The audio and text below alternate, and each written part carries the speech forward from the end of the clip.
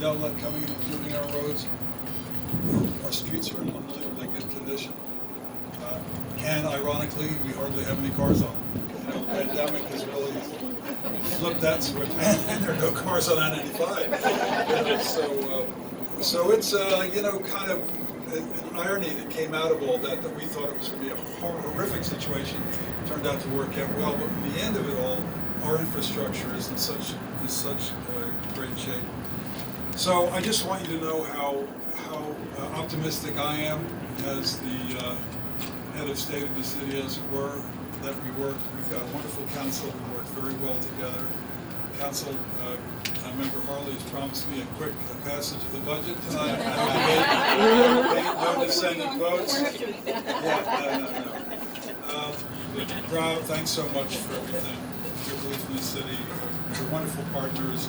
Michael, as always, just great stuff. And we don't want to be just this, bystander. We want to be partners with answers too. So God bless everybody. It's good to see so many friends here joining us here today. Thank you.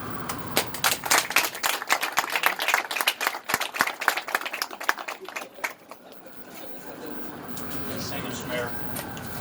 I do want to add a little bit to what the mayor described in his early days in the riverfront, and I don't want to steal Megan's thunder, but talking about confidence, and I think this is more of a testament to the mayor's ingenuity. I was staff to the board who was interviewing candidates to be the executive director. This is 25 years ago, just a month and a half ago or so. And when Mike was very deliberate, had a very significant plan that he brought in about really the first 3 or 4 years of the riverfront, and there were lots of junkyards. And when I say the cars were stacked as high as this building will be, that's not a lie. And Mike came in with his plan of 8 more stations. His approach to get rid of the junkyards was put a fence and trees behind it, and I thought that was brilliant. And we did that. And so for the first couple of years, no one knew those trees are nice, but they didn't know what was behind it. So that's why he's our mayor today. Got kind of ingenuity. Mike alluded to Council Member Michelle Harley being with us, and she's another person that we spent a lot of time at events like this prior to the pandemic.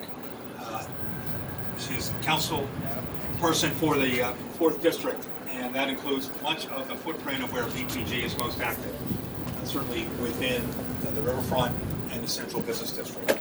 She's been a tremendous partner, and by partner I mean someone who has expressed her ideas, what's important to the community, convey that to us, but also willing to listen and supportive of projects that she thinks will have a positive impact on her constituents and this community. Please join me in welcoming Councilmember Michelle Harley.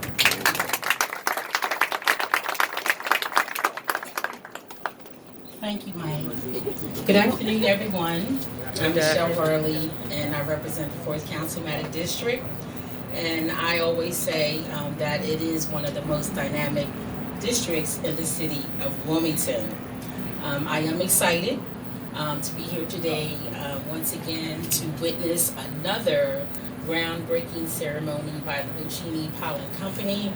And I know that these new apartments that are coming to downtown Wilmington are definitely very necessary and important to Wilmington's future.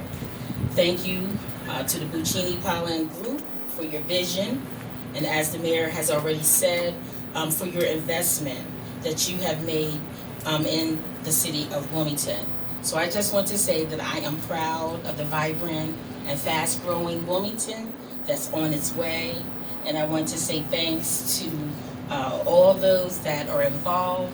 I'm excited about all the new housing options that are coming our way, as it has already been mentioned by the Buccini Pollen Company. But the one thing that I'm most excited about this particular project are the 200 jobs that are coming to the city of Wilmington. So thank you everyone that's involved in this project on today, and again, congratulations.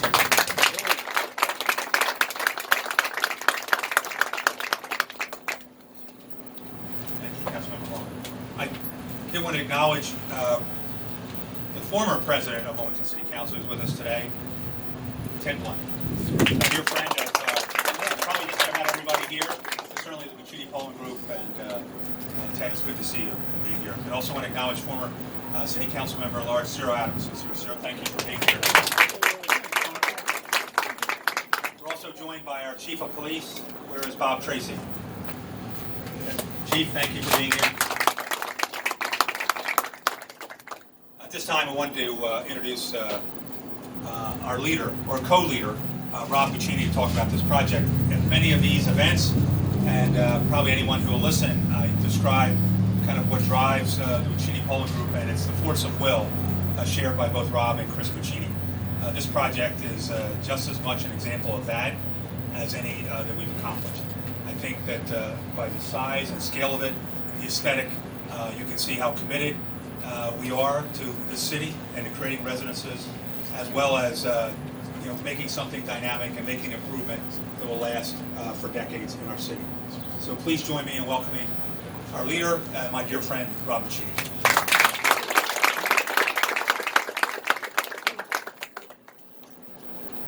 Thank you, Mike. I wanted to start off by thanking the mayor and Councilwoman Harley. We take for granted often in our business how level-headed and capable our leaders are here in Wilmington. And I often take for granted, because when I started doing business in Wilmington at the end of the Sills administration, the beginning of the Baker administration, with President Blunt at the helm of City Council, you realized how capable everyone is, how kind and thoughtful people were that run the city government. And that gives you incredible calm when you make a huge investment in a project like this. And we have with Tandy Washington and John Rago, who have been instrumental in leading the city over the many, many years. And that, in what's happened over the last 14, 15 months, becomes even that much more valuable when you realize that you have people that will run the city in a capable way, that understand the complexities of running a diversity like this.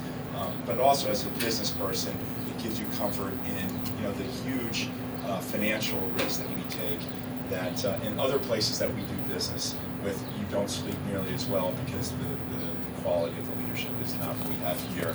And that goes the same with our police department. We have Chief Tracy, who in the last 14 months I don't think has slept very much, but as a company and our residents, the 3,000 residents that we have, or approaching 4,000 residents that we have in Wilmington, we really appreciate the level of safety that you give all the people that work in our buildings, live in our buildings, and come to work on a daily basis. I'd like to thank our marketing group. They've done an unbelievable job on these projects, as well as keeping our buildings leased. Our construction group is led by Wes Schwant and John Groff. They have not stopped working during COVID, so every single day, literally every single day, Saturdays and Sundays, since COVID started, we have been on the job site. And that's how we are where we are today, be it here or other projects in the city. The fact that they had the courage to work safely is why this building's happening today and not 6 months from today, and why we're paying permit fees and real estate taxes and whatnot. And then I'd like to have in the back is our residential team. If you all raise your hand, they have done an unbelievable job. Our maintenance team, our leasing team, they have kept our residents incredibly comfortable and safe. We had no cases of COVID outbreaks. I do remember one day we had a discussion when the cruise ships were spreading COVID throughout them. We thought to ourselves, okay, could an apartment building be like a cruise ship and just have an outbreak? And then, what does that mean? Because this is actually where people live. They did an incredible job every day providing safety, providing maintenance to people's apartments, and we had a record year for retention. People stayed here in the buildings this year, and I think that's largely due to the fact of how caring you were to your fellow residents, and how people felt very safe in the city, and also if people felt the ability to go out and express their opinions in the city with whatever was happening this particular day, and came back to their place. So I want to thank the entire team, our finance team, our management team, our lender bank, OZK, that we've done business with throughout the country. It was wonderful to see how eager they were to do a project in Wilmington, and we're expecting to do several more of these. We have a blueprint for success here, and we will continue to build these as long as we can have our residents move in. And it's shown to us that as we bring more people to the city of Wilmington, it becomes that much easier to build these communities. People like being where other people are. When we started earlier on with the residents at Rodney Square, there was literally no one else living downtown. And if you can believe it, that was far, far harder just keeping that 280 unit apartment building leased as opposed to the thousands that we have now. And then lastly, our accounting team who's here, I don't know how they are able to keep all of this running smoothly, but they do a great job, and I'm so very appreciative of how we're able to pay all of our vendors. Many of them are Wilmington vendors, small and medium size. I really appreciate the fact that you all are able to pay people in a timely way that they depend on that. So thank you all. It takes a village, and we cannot forget our financing team who helped close the transaction after months and months of working. The last thing to try to close a large loan like this in the middle of COVID was very complicated, just because we had no idea that when we would be here that COVID would be nearing an end. So thank you all very much.